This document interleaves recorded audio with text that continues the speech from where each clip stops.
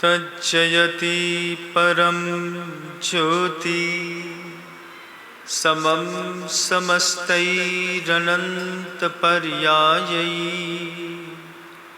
दर्पणतल्लिव सकला प्रतिफलति पदार्थमालिका यत्र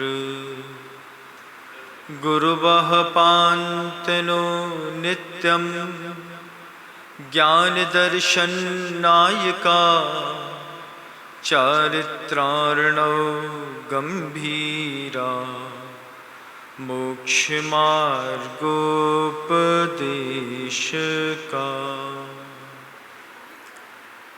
अहिंसा परमो धर्म की परम पूज्य आचार्य भगवंत गुरुदेव श्री विद्यासागर जी महाराज की, वर्तमान आचार्य परमेष्ठी गुरुदेव श्री समय सागर जी महाराज की, समस्त मुनि संघ की।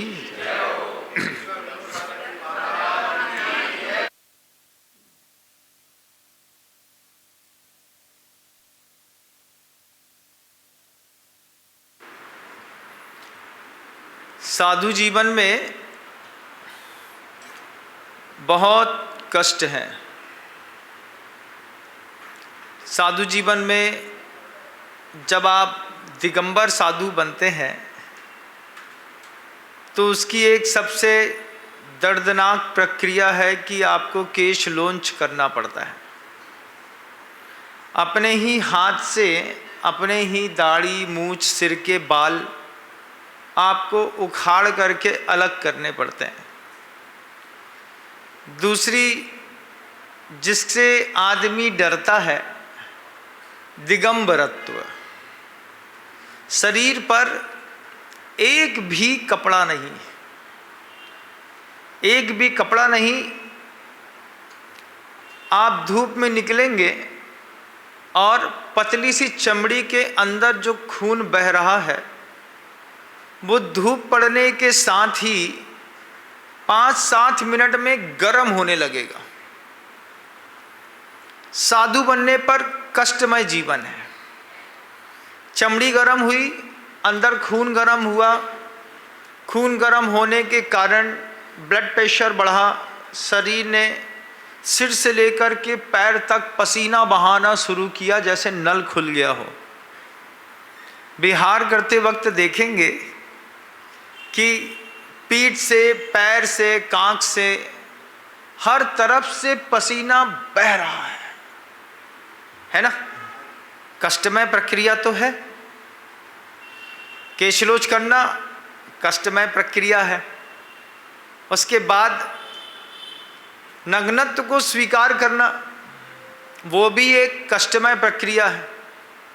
फिर दिगंबर जैन साधु कोई जड़ी बूटी नहीं खाते। ऐसा नहीं है कि उनके मन के अंदर किसी प्रकार के मेंटल डिसऑर्डर्स रहते हैं तो उनके शरीर में वासना नहीं आती। शरीर में जो भी वेग आते हैं उन वेगों को वो सिर्फ दिमाग से मेंटेन करते हैं। जब पूरा खुला शरीर रहता है और अगर मन के अंदर एक भी विकार की भावना बस आई तो उस भावना का प्रभाव उनके शरीर पर तुरंत दिखाई देता है। ये भी कष्टमय प्रक्रिया। उसके बाद एक समय का भोजन है, उसमें भी अपने मन का नहीं है। शावक नमक डाले तो ठीक, डबल डाल दे तो फिर देख लो। चावल सुबह 7 बजे गरम गरम बनाया था, देते वक्त तक 10 बज गए, बिल्कुल ठंडा हो गया और जो चीज़ ठंडी थी वो धीरे से गर्म हो गई। जूस शुरुआत में ठंडे थे, निकाल के रखे तो गर्म हो गए, और दाल गर्म थी तो ठंडी हो गई। ये भी प्रक्रिया विचित्र है। जब ठंडी की जगह चीज़ गर्म मिल जाए और गर्म चीज़ ठंडी मिल जाए, इधर पे खटका तो लगता है, दर्द होता है इस बात का। क्या प्रक्रिया है। अब उस प्रक्रिया में ये भी तय है कि दिगंबर जैन साधु पंखे का उपयोग नहीं करते। दिगंबर जैन साधु में कूलर भी नहीं है और एसी भी प्रोवाइड नहीं है। ये प्रक्रिया में ये सुविधा भी भौतिक संसाधनों से मुक्त जीवन। पैदल चलो तो नग्न पैर पैदल चलने पर 5-10 किलोमीटर तो बड़ा अच्छा लगता है। और अभी तो हमारे सौरभ जी चले हमारे साथ 1 किलोमीटर। ये बड़े बड़े छोटे प्यारे आलू बुखारे जैसे पैर के नीचे नए आलू बुखारे निकल आए। बोले क्या है महाराज? आलू बुखारा निकला है, लाल लाल पानी दिख रहा है, चमड़ी बिल्कुल पिलपिला गई है, अंदर पानी भरा हुआ है। हमने कहा फोड़ लो। अरे बोले बहुत कष्ट है, बहुत कष्ट है, हर चीज में कष्ट है। उसके बाद आते जाते में लोगों की बातें सुनो, ये भी एक कष्ट है, क्योंकि जो अजैन होते हैं वो किसी चीज को बोलने में चूकते नहीं है, उल्टी सीधी बातें कान में पड़ती रहती हैं, वो भी एक कष्ट है। उसके बाद हर चीज में प्रतिकूलता वाला जीवन। साधु जीवन कितना प्रतिकूलता वाला है महाराज? कोई बात नहीं, साधु जीवन आपको जबरदस्त प्रतिकूलता वाला दिखता है ना? आप तो अनुकूलता वाला जीवन जीते हैं। हमको दिन में एक बार सुबह 10 बजे गर्म पानी मिलता है, तुमको तो सब मिलता है। सुबह 5:30 बजे सो के उठे, प्यास लगी थी, फ्रिज खोला, बिल्कुल ठंडा वाला पानी पी लिया। पानी पीने की इच्छा नहीं थी तो Maaza, Frooti, Thums Up, Coca Cola सब तुम्हारे घर के फ्रिज में 2.5 लीटर की बड़ी बड़ी बॉटलें रखी थी। तुमने एक खोला, ठीक है ना? साधु जीवन दुखमय है वास्तव में है, दिखाई भी देता है और आप इस बात को आप भी जानते हैं। गृहस्थ जीवन तो दुखमय नहीं है।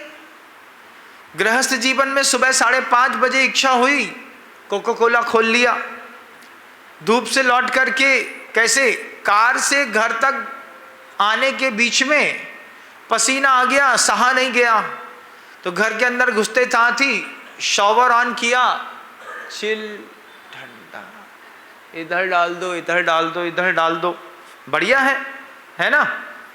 यहाँ तो रूप रंग का कोई भरोसा नहीं है, वहाँ तो बड़ा मेंटेनेंस है। वो कौन से सैलून है मल्टीनेशनल कंपनी वाले, स्पा, है ना? गए महाराज, आराम से बैठे रहे, एक आदमी हाथ मसक रहा था, एक पैर मसक रहा था, एक ने बाल ठीक किए, एक ने धोया, ऐसा लग रहा था अप्सरा बिल्कुल सिर पे नाच रही है। तुम्हारा जीवन तो बहुत अच्छा है, हमारा जीवन कष्टमय है, मानते हैं, हम भी मानते हैं और हम उसमें जीते भी हैं। तुम्हारे जीवन में तो कोई कष्ट नहीं है। तुम्हारे जीवन में सुबह 5:30 बजे से पानी पी करके तुमने तो अपनी स्वतंत्रता खुद निश्चित करी है। रात को 12 बजे लास्ट पानी पीता हूँ महाराज। उसके बाद बोले उसके बाद रात का त्याग है। फिर उसका दोबारा कब? बोले 1:30 बजे रात को। तो बोले रात का त्याग था? बोले नहीं, 12 के बाद दूसरा दिन लग गया, दूसरा दिन लग गया, तो 12 बजे तक, 12 बजे के बाद हमारा त्याग है और 1:30 बजे दूसरा दिन लग गया, इसलिए हमने दूसरे दिन का फिर पी लिया। तुम्हारे जीवन में तो कोई कष्ट नहीं है। साधु जैसा कोई कष्ट है? नहीं है। अपनी मर्जी का छोला कुलचा खा लो, जब मन आए फुल्की दबा लो, जब मन आए एक आइसक्रीम खा लो, रास्ते में दिक्कत हो गई तो नींबू पानी पी लो, तुम्हें कहीं दिक्कत हो रही है तो बढ़िया एसी का मुंह इस तरफ करके अपने सामने रख करके बैठ जाओ। कई लोग पंखा ऐसा सेट, एसी ऐसा सेट कराते हैं, उसकी जैसे हिमालय से हवा निकल करके सीधे उनके सिर में ही आ रही है। तुम्हारे सिर में भी आ रही होगी। घरों में जाओ, 5 मिनट में पसीना सूख के गायब। पूरे घर में 16 टेम्परेचर का सेंट्रलाइज एसी चला हुआ है, तुम्हें तो कोई कष्ट नहीं है, नहीं है ना? जब तुम्हें किसी प्रकार का खाने का कष्ट नहीं है, तुम्हें किसी प्रकार से नहीं पता कि प्यास की वेदना क्या होती है, पेट में कुलबुलाहट क्या होती है, रात में शरीर में सोते वक्त बेचैनी क्या होती है, चींटी काटना क्या होता है शरीर में, पानी के अभाव में किस तरीके की आकुलता वाला जीवन है। तुम्हारा तो बहुत अच्छा है, तुम्हारा तो अच्छा है ना। तुम रात में 11 बजे भी 16 टेम्परेचर एसी में, एक रजैया बाहर 45 चल रहा है, तुम्हारे कमरे में 16, और तुमने आराम से डाल करके चुपचाप सो गए और तुम्हारी नींद भी नहीं खुलती। तुम्हारे यहाँ के गद्दे कितने मोटे हैं, इतना मोटा, 1 फीट मोटा गद्दा है महाराज हमारा, और उसमें जब लेटते हैं तो गद्दा हमारे बॉडी के हिसाब से एडजस्ट हो जाता है ना। आप सोते हैं तो आपको कभी घुटने में, एल्बो में, यहाँ जॉइंट्स में, यहाँ पर गर्दन में दर्द होता है? नहीं होता। सो रहे हैं महाराज, ऐसा सोए कि रात को 11 बजे सोए तो सीधे 7 बजे सुबह करवट बदली। पत्नी ने 2 बार नाक में हाथ लगा के देख लिया, करवट बदल नहीं रहे हैं, जिंदा हैं कि चले गए। सांस चल रही थी, खुर्र खुर्र की आवाज आ रही थी। पत्नी संतुष्ट थी, साहब जिंदा भी हैं और गहरी नींद में सोए हैं। थोड़ा और गहरी नींद में सो लिए होते तो सुबह 2.5 कुंटल लकड़ी तैयार मिलती। लेकिन तुमको कोई कष्ट नहीं है। साधु जैसा आपके जीवन में कोई भी कष्ट नहीं है। साधु को केसलोच करना पड़ता है, आपको तो नहीं करना पड़ता है ना। हमारे चेहरे में तो 6, 7, 10, 50 दाग दिख रहे होंगे, तुम्हारा तो बिल्कुल वेल मेंटेन है। ऐसा लगता है जैसे फ्रिज से निकाल करके ताज़ा ताज़ा ला करके रख दिया हो, बिल्कुल उसमें गुलाबी गुलाबी शैडो अलग दिखती है। जब तुम्हारे जीवन में साधु जैसा कोई भी कष्ट नहीं है, फिर तुम दुखी क्यों हो? फिर तुम्हें दर्द क्यों है? फिर तुम फांसी क्यों लगा रहे हो? फिर तुम किसी की हत्या क्यों कर रहे हो? फिर तुम किसी का बलात्कार क्यों कर रहे हो? फिर तुम किसी के घर में चोरी क्यों कर रहे हो? फिर तुम किसी की हिंसा क्यों कर रहे हो? तुम्हारे जीवन में साधु जैसा कुछ भी नहीं है, कोई कष्ट नहीं है। उसके बाद भी संसार में देखिएगा क्या दिमाग में मेंटल डिसऑर्डर है। आदमी, जवान आदमी फांसी लगा रहा है कि नहीं? हाँ महाराज, लगा रहा है। जवान आदमी छुरा उठा करके, बंदूक उठा करके किसी दूसरे को गोली मार रहा है, किसी दूसरे को भी मार रहा है, अपने को भी मार रहा है और अपनों को भी मार रहा है। काहे का कष्ट है भाई तुमको दिमाग में? जब तुमको एक बूंद पसीना नहीं गिरता, खाने को समय पे सब मिलता है, जितनी बार मांगो उतनी बार मिलता है, सुबह का अलग मिलता है, शाम का अलग मिलता है, गरम मिलता है, तुम्हारे अकॉर्डिंग मिलता है, तुमको जैसा छोंक चाहिए वैसा मिलता है। उसके बाद गृहस्थ के जीवन में किस बात का दुख है? किस बात की तकलीफ है कि तुम बंदूक रखते हो? किस बात की तकलीफ है कि तुमने गन का लाइसेंस बना करके अपने जीवन में रख लिया? किस बात की तकलीफ है कि तुम किसी की हत्या कराने के लिए सुपारी दे रहे हो? इसका मतलब इस दुख के लेवल से भी एक ऊपर वाला दुख का लेवल है, जिस लेवल में गृहस्थ हमेशा सरवाइव करता रहता है। पड़ोसी को देख करके महाराज, इधर तो नहीं लेकिन इधर जो जलन होती है, इस जलन का कोई हिसाब नहीं है। क्या जलन होती भैया? सामने वाले का पुण्य है, वो अपने पुण्य का मेहनत करके कमा के खा रहा है, तुमको क्यों जलन हो रही? होती है महाराज, आपको भी होती होगी, हमको काहे की होने वाली? हम तो खुद ही अच्छा कमा रहे हैं और अच्छा खा रहे हैं। जिसका खुद का जॉब 2-5 करोड़ का हो, वो काहे को किसी करोड़पति से डरे और दबे? हम तो न डरने वाले, न दबने वाले, न किसी प्रकार के दुखी होने वाले। गृहस्थी में सब सुख होने के बावजूद सबसे पहला दुख है ईर्ष्या का दुख। क्यों? क्योंकि घर के अंदर रह करके हमको किसी ने सिखाया ही नहीं कि हमको संवेदनशील बनना है। चातुर्मास की शुरुआत होने से पहले दिन का प्रवचन है, संवेदनशील बनो। सेपरेट नहीं, कॉपरेट की भावना दिमाग में विकसित करो। हमको क्या चाहिए? सेपरेट। हमारा बाथरूम सेपरेट होना चाहिए, हमारा किचन सेपरेट होना चाहिए, हमारा कमरा सेपरेट होना चाहिए। तुम सब मजाक करना, लेकिन हमारे कमरे से मजाक नहीं करना। क्यों? हमारे बाथरूम में कोई नहीं घुसेगा। घर में 6 बाथरूम है, कहीं भी चले जाओ, हमारा बाथरूम में रखा सामान कोई भी नहीं उठाएगा। तुमको हर चीज में सेपरेट पना चाहिए। ये सेपरेट पना होना घर के अंदर सबसे बड़ा दुख का कारण है। एक व्यक्ति के मन के अंदर भी ये भावना अगर उपज जाए, आप एक बार फ्लैशबैक में जाकर के देखिएगा, जब आपके परिवार में 3 भाई, मम्मी पापा, चाचा चाची, बच्चे भतीजे, 15-16 लोगों का एक साथ रहना होता था। जब आपके घर के अंदर गंजा भर करके चावल और दाल बनते थे, उसमें कोई मेहमान आ जाए 2 4 5 बिना बढ़ाए उसी में खिला करके आप खत्म कर देते थे। उस माहौल से आप सेपरेट वाले माहौल में कैसे आए? किसी एक के मन में कीड़ा काटा होगा सबसे पहले। किसके मन में काटा था? महाराज, जिसने उस घर की खुशबू को समझा नहीं और बिना समझे घर के अंदर आ गया। आने के बाद सेपरेट होने का कीड़ा सबसे पहले किसी एक के मन में काटा होगा ना, काटा होगा। उसने धीरे से आग लगाई होगी। क्या? कब तक इतनी मेहनत करते रहोगे, चलो यहाँ से। वो आई होगी आपके घर के अच्छे एम्प्लॉइज और हार्ड वर्कर को ससुराल के बहाने 15 दिन तक घुमाई, और 15 दिन तक घुमा करके कैसा माइंड वॉश किया, 1.5-2 लाख रुपए खर्चा हो गए। परिवार के लोगों को दिखा और ये दिखने लगा कि अब इसके दिमाग में सेपरेट लाइफ आ रही है। 1 2 3 4 5 आदमी धीरे धीरे करके सेपरेट होते होते होते फिर धीरे से उस दीवार में जो मजबूती थी कॉर्पोरेशन की सीमेंट वाली, वो मजबूती ढह गई। एक दिन रात को विवाद हुआ होगा जबरदस्त।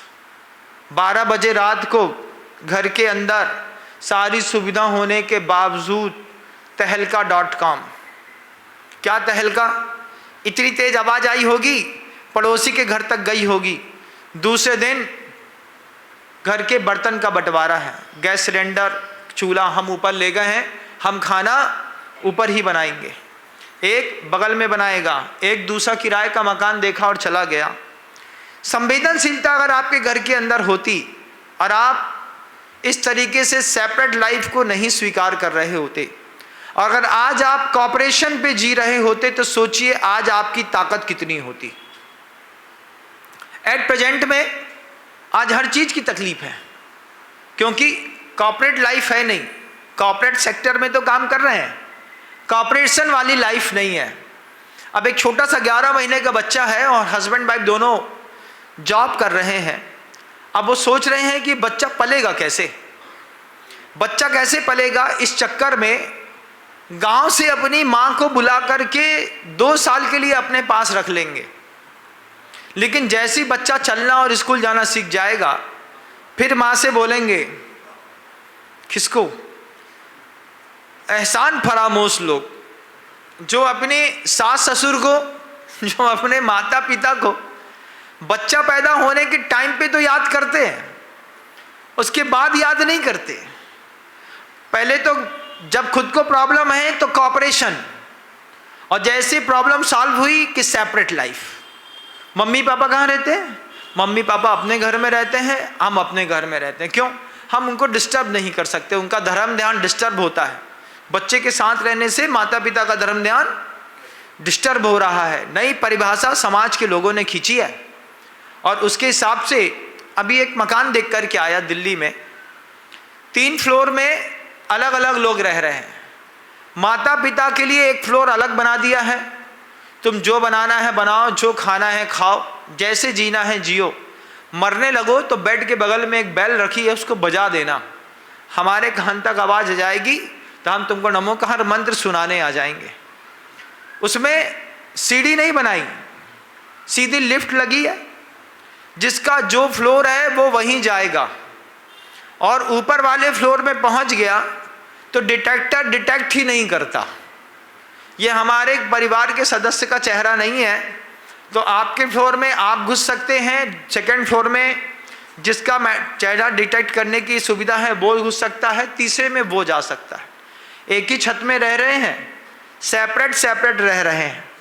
कॉपरेशन वाली लाइफ का कोई काम नहीं है। ये जीवन का दुख आदमी को इतना सताता है कि आदमी सब होने के बावजूद घर में फांसी लगा लेता है। एक पिता रोज पेपर आता था, पेपर को उठा करके अपने कमरे में ला करके रख लेते थे, कमरे में ला करके रख लेते थे। और बड़े लड़के को पेपर पढ़ने की आदत थी। पेपर पढ़ने के लिए उसको पता था कि पेपर यहाँ टेबल में रखा रहता है, लेकिन पिताजी घर के अंदर ले जा करके अपने कमरे में रख लें। फिर लड़का रोज पिताजी के पास आए, पापा जी पेपर आया है। हाँ बेटा पेपर आया है, ये पेपर ले लो। वो उठ करके पेपर उठाते और दे देते। 2 महीने तक क्रम चला। 2 महीने बाद बच्चा पिताजी से कहता है कि ये क्या नौटंकी मचा के रखी है, जब पेपर आता है और बाहर टेबल पे झूले में पड़ा रहता है, उठा करके आप कमरे में क्यों ले जाते हैं। पिता बड़े प्यार से कहता है, इसी बहाने बेटा तू पेपर के बहाने हमारे कमरे तक तो आ जाता है, तुझे छू लेता हूं, देख लेता हूं, इस बात का संतोष है। पेपर तो 2 रुपए की चीज है। ये दर्द सारी सुविधा होने के बावजूद आपके दिमाग में भी होगा। आपके दिमाग में भी होगा कि आप अपनी बहू को भोजन कराना चाहते हैं। आ बेटा तेरे लिए अच्छी बाटी बाफला बनाया है, खा ले। वो पहले से एटीट्यूड में बोलती हैं, ना मम्मी जी हम नहीं खाएंगे, हमारे बच्चे भी व्यस्त हैं, हमारे यहाँ पढ़ाई चल रही है, आप हमारा विकल्प नहीं करना, आपके लड़के हैं, इनके लिए अगर आपको भेजना हो तो टिफिन बना के भेज देना। ये दर्द यहाँ पर होता है, और एक बाईपास का स्टंट होता है और एक छल्ला डल जाता है।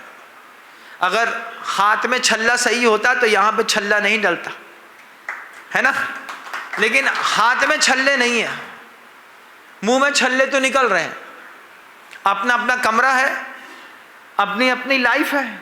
My choice my life, my life my choice.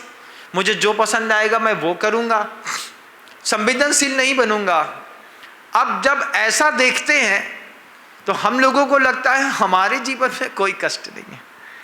KC loss तो करना पड़ता है, पैदल ही तो चलना पड़ता है, एक बार खाने ही तो मिलता है, पद विहार मिलता है, कभी छाता मिल जाता है, कभी नहीं भी मिलता। लेकिन तुमसे ज़्यादा बहुत खुश हैं हम, बहुत ज़्यादा वाले। क्यों? इस तरीके का कोई दर्द नहीं देता, इस तरीके की कोई भी पीड़ा घर के अंदर नहीं होती। ध्यान रखना। एक बार हुआ, मंदिर में गया, गुरुजी भी पहुँचे, आचार्य जी पहुँचे, तो क्षेत्रों में प्राय करके द्रव्य को चढ़ने की भावनाएं 4 गुनी हो जाती हैं। पूज्य गुरुदेव जिस क्षेत्र में चातुर्मास करते थे, उस क्षेत्र में बागवान जो होता था वो 4 महीने में 20, 22, 25 लाख रुपए तो बड़े आराम से कमा लेता था। जो भी बस आई, बस में 50 आदमी, 50 नारियल, एक नारियल 50 रुपए का, एक बार में 2,500 का काम हो गया। दिन भर में 10 बसें आई, 25, 30 हजार, 40 हजार रुपए के नारियल चढ़ गए। आचार्य महाराज अगर 100 दिन रुक गए तो रोज के 50 हजार मिल रहे हैं, तो 100 दिन में कितना हो गया भैया? आराम से पैसे पे पैसा लाखों में आता था। आचार्य जी ने एक बार देखा, आचार्य जी बीना बारा में शांत बैठे थे। दीपावली के 2-4 दिन पहले का समय था, भीड़ थोड़ी छट गई थी। आचार्य जी ने माली को बुला करके पूछा, गुरुजी बुला के पूछते हैं, बताओ कितना पैसा कमा लिया तुमने चातुर्मास में? अरे दद्दा, तुम्हारे आवे से तो हमारे घर में सब अच्छो होगा। मोड़ा की 5 एकड़ जमीन खरीद लई, पीछे नाय के बगल में माए को मकान हतो, वो मकान खरीद लो, उको मकान पक्को बना लो। एक फटफटिया खरीद लई, उसके ऊपर घरवाली के लाने आधा किलो चांदी के करधनी खरीद लई, मोड़ा के लाने एक स्कूल में एडमिशन करा दो, दद्दा तुम का आए, हमारी पूरी जिंदगी बदल गई। सामने वाले की बात सुनकर के आचार्य श्री जी ने सब चीज समझ ली। समझने के बाद गुरुदेव कहते हैं कि मंदिर में रहता है बागवान, लेकिन भगवान नहीं दिखते, द्रव्य दिखता है। क्या नहीं दिखता? बागवान को भगवान नहीं दिखता, उसको सिर्फ द्रव्य पे नजर है। किसने क्या चढ़ाया, कैसा चढ़ाया, सूखी द्रव्य कहाँ पे चढ़ी है, गीली कहाँ पे चढ़ी है, पीला चावल कहाँ पे चढ़ा है। बागवान पूरे घर वालों को बुला लेता है, एक को बोलता है तुम्हारा काम सिर्फ पीला चावल उठाना है, तुम्हारा काम सिर्फ सूखे चावल उठाना है, तुम्हारा काम गीले वाले नारियल अलग, सूखे वाले अलग नारियल अलग करो, गोला अलग करो। सिर्फ इसमें अपने पूरे परिवार को लगा देता है। आचार्य श्री जी ने कहा, गुरुवर कहते हैं बागवान को द्रव्य तो दिख रही है, लेकिन बागवान को भगवान नहीं दिख रहा। आप भी अपने घर के बागवान हैं, अच्छा बगिया लगाई है, अच्छे तरीके से उसको सींचते हैं, सुबह 7:30 बजे से सींचना शुरू करते हैं, है ना। गुरु कृपा रायपुर से यहाँ पर पधारे हैं, परिवार है जबरदस्त गुरुजी से जुड़ा हुआ, इज्जत कमाई है आचार्य जी के दिल में। ऐसे परिवार का हम आत्मीय अभिनंदन यहीं से करते हैं। बागवान है, भगवान नहीं दिख रहा, द्रव्य दिख रही है। तुमको भी घर के अंदर द्रव्य तो दिख रही है, पत्नी दिख रही है, पुत्र दिख रहा है, परिवार दिख रहा है, लैट्रिन बाथरूम दिख रहा है, घर के अंदर भगवान नहीं दिख रहा। और ये जो घर के अंदर बहुत ज़्यादा फैक्शन वाली लाइफ है कि नहीं है? है। सबसे बड़ा फैक्शन कब समझ में आता है? जब बच्चे का अपने लड़के से नहीं बनता। लड़के का एटीट्यूड अलग है, हमारी ही दम पे बड़ा हुआ, आज हमारी ही छाती में मूंग की दाल बड़े आराम से रगड़ रहा है। रोज रगड़ता है बच्चा, रोज कहता है आपको कुछ पता नहीं है, हमको पता है। क्या कमाल हुआ? कमाल हुआ महाराज। कमाल ये हुआ कि हमने अपने लड़के को दुनिया की सबसे अच्छे कॉलेज पे पढ़ाया, और जब सबसे अच्छे कॉलेज में पढ़ाने के लिए उसको भेजा, लौट करके बच्चा नहीं आया, लौट करके बच्चे का बच्चा साथ में लेकर के आया। क्या है? हम लोग 4th ईयर में थे, हम लोगों ने कोर्ट मैरिज कर ली, ये बेबी हुआ है। उस समय आपको बताया नहीं, हम लोग का थोड़ा सा व्यस्त थे। आज हम लोग की जॉब सेटलमेंट बहुत अच्छी है, ये आपकी बहू है, इसको आशीर्वाद दीजिए। पिता क्या करे बेचारा, एक भेजा था, 3 वापिस लौ रहे हैं, ये बीच में क्या है? ये बच्चा है। कब हो गया? वो अभी 3 महीने पहले शादी हुई है, उसके पहले इसकी प्रेगनेंसी फाइनल हो गई थी। बच्चा 6 महीने का शादी से पहले हो चुका था। फिर हमने शादी करी, शादी करने के बाद 9 महीने होकर के ये बच्चा भी आपके हाथ में है, बहू भी हाथ में है। कौन सी जात की हो बेटा? ये जात बात का क्या मतलब है?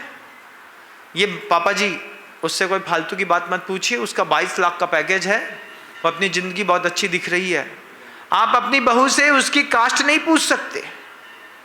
पूछने पर लड़का बहू को साथ में लेकर के, विक्रम बेताल जैसी कहानी है, तू बोला और मैं चला, तू बोला और मैं चला, बोल राजन।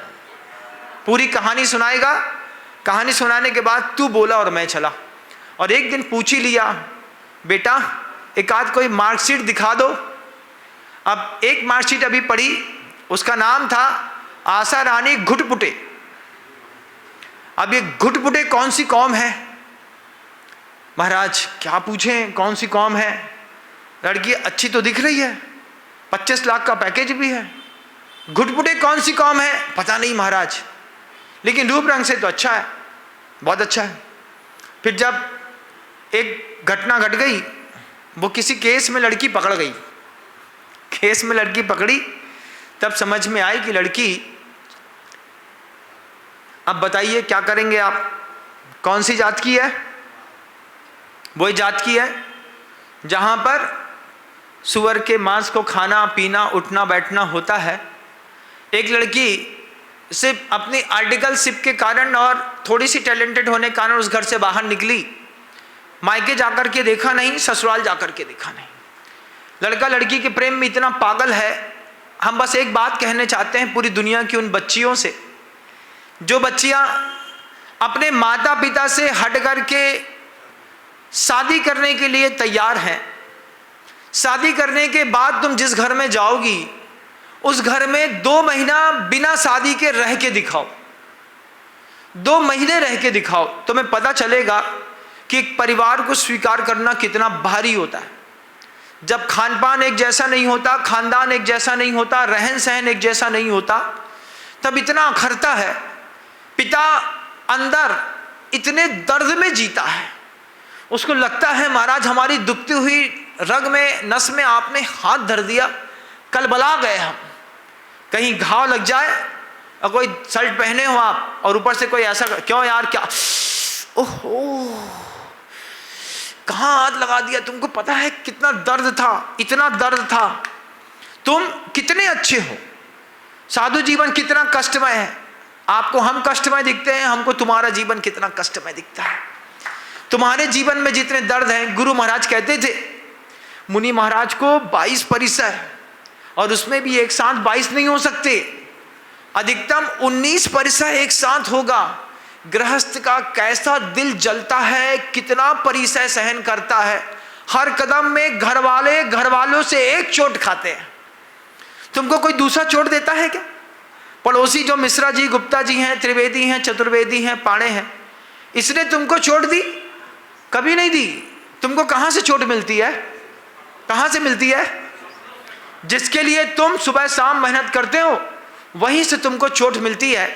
एक हाथ रखा छिले हुए हाथ पे और हाथ से हाथ रखने पर हाथ में जो थोड़ा सा नमक रखा था, इसके रिएक्शन से हाथ ऐसा झल्लाया, ओहो उछल गए।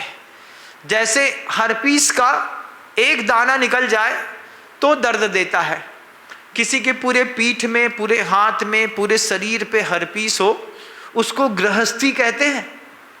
गृहस्थी इतनी दर्द भरी होती है, सब अच्छा है, उसके बाद भी अगले घंटे में कहां पे बुरा हो जाएगा कुछ पता नहीं।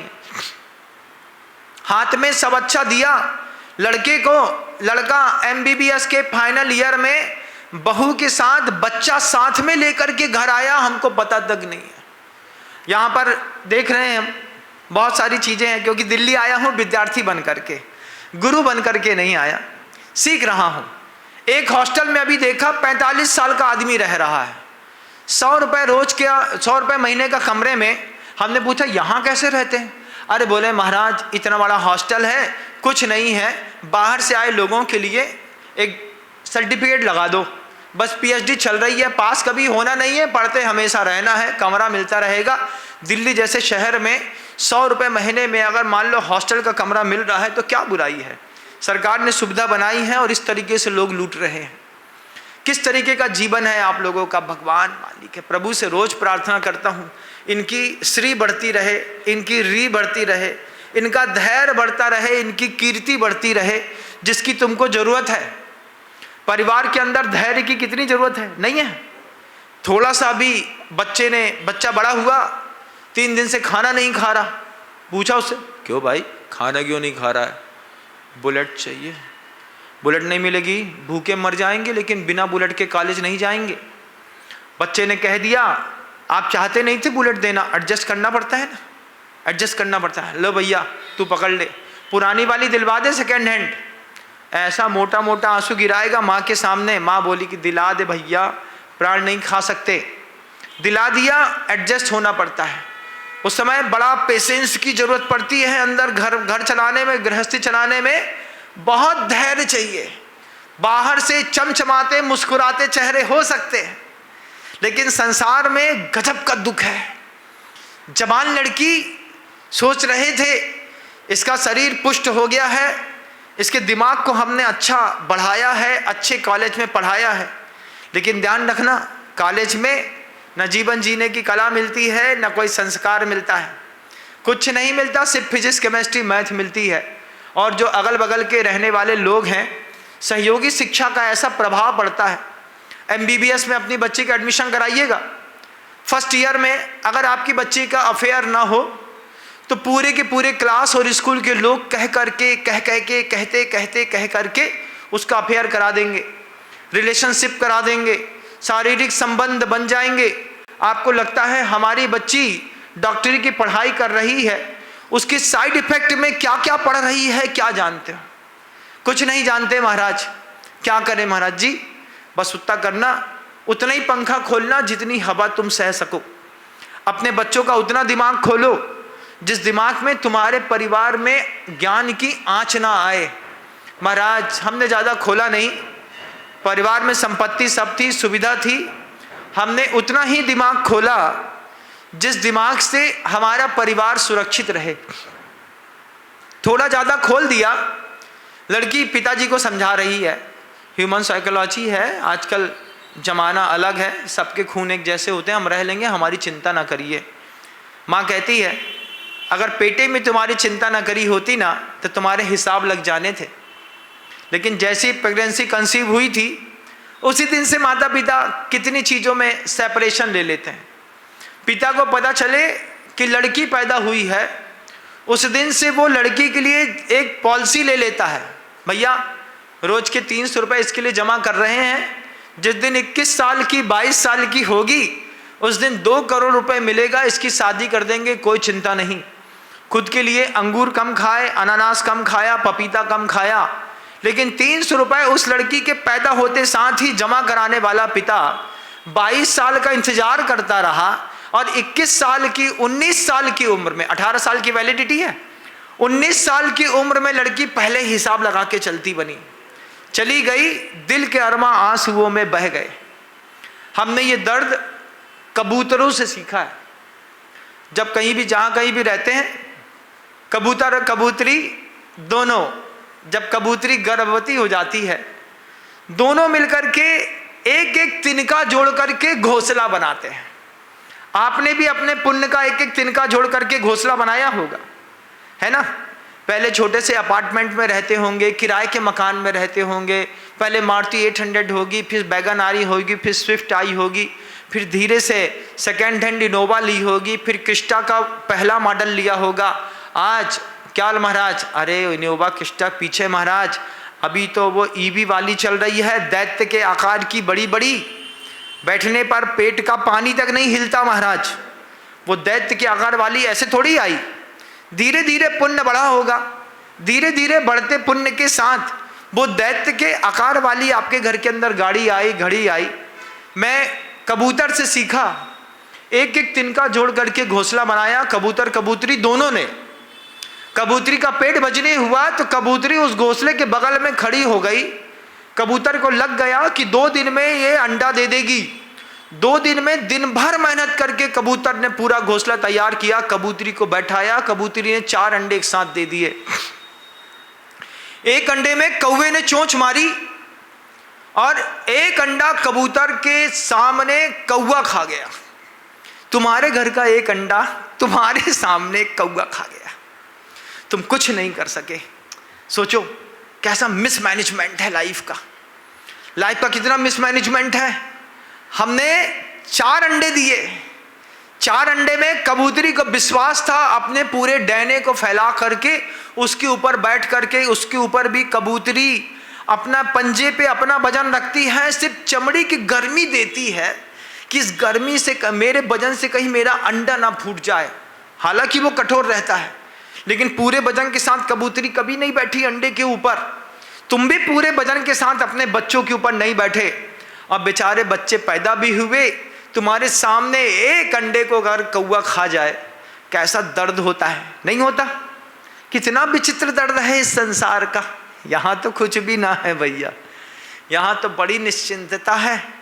शुरुआत में आपको साधु के जीवन का दर्द दिख रहा है और साधु को तुम्हारे पल पल के दर्द दिख रहे हैं।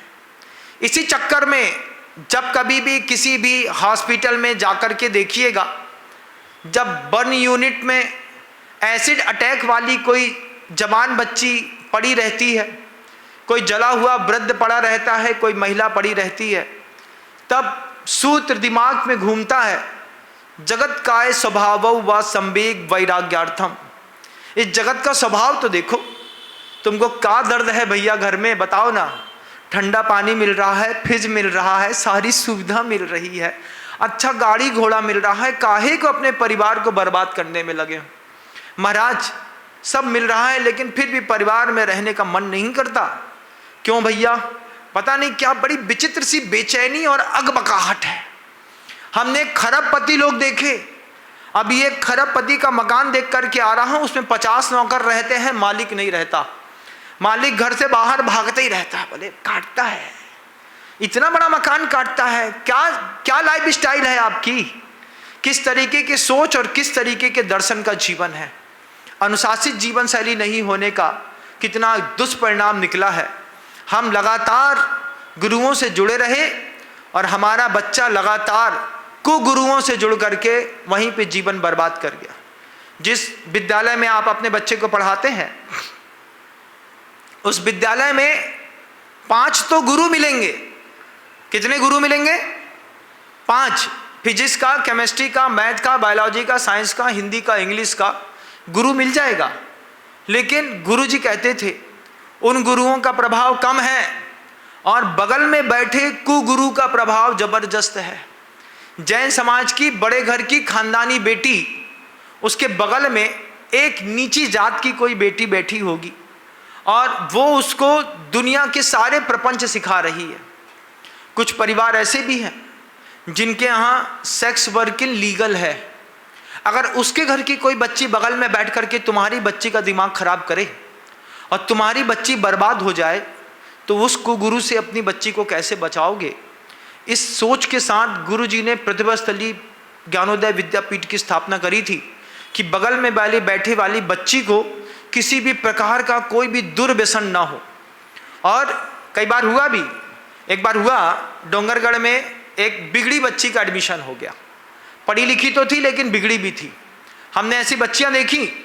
एक बच्ची हमारे जीवन से होके गुजरी, CA/CS एक साथ किया और साथ ही साथ हैवी ड्रिंकर, शराब पीने की जबरदस्त आदत। उसके माता पिता 2 प्रतिमाधारी, वो कभी कभी चौके में खड़ी होती, CA/CS का एग्जाम पास किया और पी भी रही है। अब जब पता चला कि पी रही है, वैसे तो पहले विश्वास नहीं हुआ, लेकिन जब पता चला कि पीती है तो फोटो देख करके विश्वास हुआ कि हाँ पी रही। डोंगरगढ़ में हुआ एक बार, एक बिगड़ी बच्ची का एडमिशन हो गया। जैन समाज की बच्ची बिगड़ी, एडमिशन हो गया। एडमिशन होने पर 3 महीने 6 महीने ऑब्जर्वेशन में रखा, धीरे से किनारे किया, धीरे से उसका रेस्टिकेशन लेटर निकाल दिया। रेस्टिकेशन लेटर निकाल दिया तो माता पिता लड़ने के लिए आ गए। काहे के लिए इतना दान दिया है हमने प्रतिभा स्थली में, हमारी बच्ची नहीं सुधार सकते? बच्चियों का, बहनों का गजब का जवाब था। बहनें कहती हैं बिगड़ी बच्ची सुधारने के लिए हमने प्रतिभा स्थली नहीं खोली है, सुधरी बच्चियां बिगड़ ना जाएं इसलिए हमने प्रतिभा स्थली की स्थापना करी है। इस बात को ध्यान रखें। बिगड़ैल बच्चियां जहां पढ़ना है पढ़ लें, पहले अपने माता पिता का एक ग्राउंड लेवल का संस्कार लेकर के आइए। जब आपकी वहां पे मेंटल लेवल की IQ UQ की टेस्टिंग हो जाएगी, फिर आपको वहां पर एडमिशन मिलेगा। आज प्रतिभा स्थली गर्व के साथ कहती है हमारी इस पूरी प्रतिभा स्थली में कोई भी पापी बच्ची का प्रवेश नहीं है। कम दिमाग वाली आ सकती है, थोड़ा कम परसेंटेज वाली आ सकती है, लेकिन चरित्र की निर्मल बच्चियों को अगर आपको कहीं पर देखना है तो आपको प्रतिभा स्थली ज्ञानोदय विद्यापीठ में जरूर देखना होगा। 5 विद्यालय बिना किसी अपेक्षा के लगातार बच्चियों को पल्लवित पोषित कर रहे हैं। और कॉन्वेंट स्कूल की पढ़ाई का मजा, उसकी दर्द की छीलन तो आप अपने दिमाग में झेल ही रहे होंगे। दर्द बहुत है गृहस्थी में, मुनि पद में इतना दुख नहीं है। आप हमारे चेहरे को देखिए, हंसता मुस्कुराता मिलता है। आपका चेहरा जब भी आएगा ऐसा उदास। नमस्ते महाराज जी। हमने कहा भाई थोड़ा सा मुस्कुरा दे, मानते हैं कि तेरे घर में बहुत हीलन छीलन चल रही होगी, लेकिन इतना अच्छा चेहरा देख करके थोड़ा सा तो मुस्कुरा दे। महाराज जी सब ठीक है? हाँ ठीक है। जाए महाराज जी, अभी बहुत जल्दी है। चिंता है किस बात की? कि अभी लड़की का कोर्ट केस सबमिट किया है, देखते हैं क्या होता है।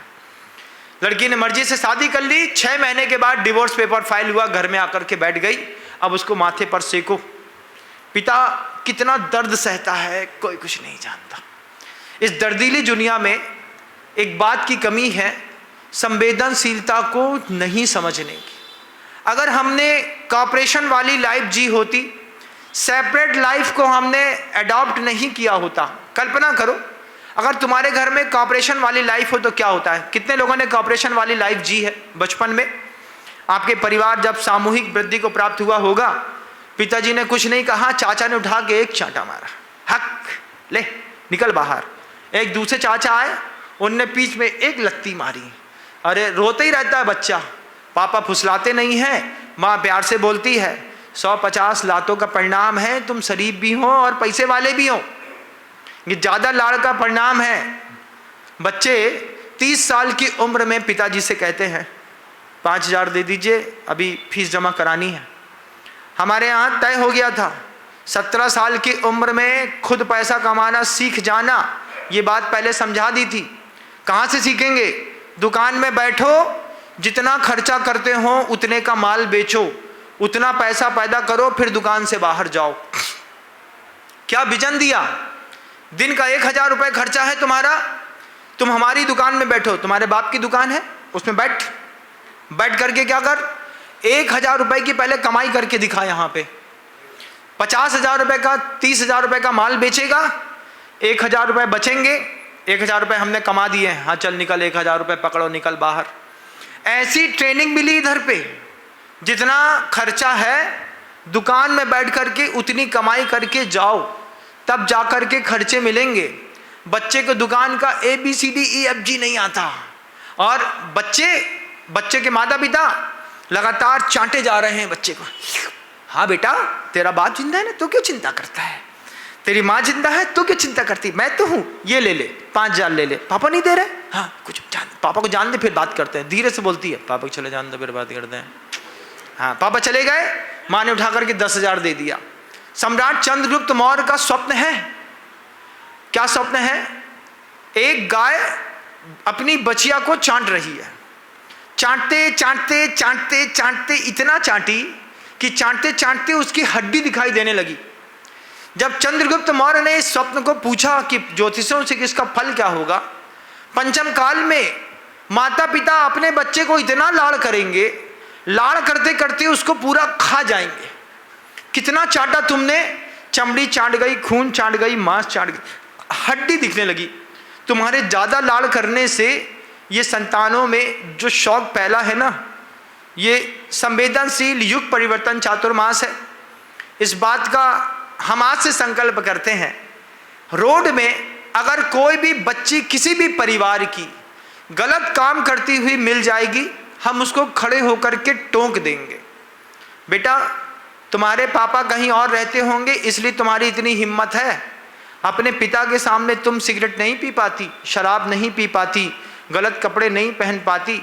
इसका परिणाम निकलेगा आपके गोत्र की शुद्धता धीरे धीरे बढ़ने लगेगी, और दुनिया में इसके वीडियो वायरल भी करिएगा, इससे दूसरे को भी प्रभाव ना मिलेगी। अरे महाराज, लड़कियां उल्टा सीधा जवाब दे देती हैं। जब तुम अपने घर में अपनी बच्ची का उल्टा सीधा जवाब सुन सकते हो, तो एक बार पराई बच्ची का भी उल्टा सीधा जवाब सुन के देखो। आपको लगेगा, अगर आपको 2 बार असफलता मिली और तीसरी बार सफलता मिल गई, आपके हौसले बुलंद होंगे। फिर आप एक बहुत अच्छे PRO बनने के लिए तैयार हो जाएंगे। PRO क्या होता है? पब्लिक रिलेशन ऑफिसर होता है PRO। हम गलत देखेंगे टोक देंगे, बेटा ये ठीक नहीं है ना। ये तुम्हारे पापा देखेंगे तो क्या बोलेंगे? प्यार से एक फोटो खींच लो, बेटी बहुत अच्छी दिख रही है। अब सोशल मीडिया में डाल के देखो किसकी बेटी है भाई, एक बार बताओ तो। क्विज कॉन्टेस्ट होते हैं ना सोशल मीडिया में, क्विज कॉन्टेस्ट में इसी क्विज कॉन्टेस्ट को डालो, किसका लड़का है दारू की बोतल लेकर के पी रहा है, बताओ ये कौन है।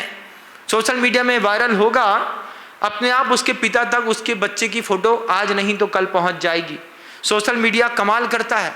कोई बच्ची शराब पीती, सिगरेट पीती और सीपी मतलब यस कनॉट पैलेस में घूमती हुई मिल जाए, बताओ ये लड़की किसकी है दुनिया वालों। कहीं से एक जवाब भी आया कि फलाने शहर की फलाने चंद की लड़की है, उस तक पहुंचेगी। इस तरीके से बुजुर्गों को युग परिवर्तन चातुर्मास की शुरुआत करनी होगी। हम इस तरीके से एक युग परिवर्तन करने के लिए अपने आप को तैयार करेंगे। ध्यान रखिएगा, आत्मा की हम कितनी भी बात सुना दे तुमको, तुम आत्मा को प्राप्त नहीं कर पाओगे, क्योंकि तुम्हारी जिंदगी के, तुम्हारे दर्शन के दर्द अलग हैं। इसलिए तुम अपने दर्द को मिटाओ, हम अपना दर्द मिटाते हैं। कर्म को नष्ट करने वाली बात मत करो, तुम तो सिर्फ पुण्य को वर्धन बढ़ाने वाली और संसार में संतुलन वाली बात सुनोगे, तो तुम्हारे जीवन का भी उद्धार होगा, तुम्हारा जीवन विकसित बने, तुम समृद्ध बनो। ऐसी भावनाओं के साथ शब्दों को विराम देता हूँ। गुरुदेव श्री विद्यासागर जी महाराज की जय।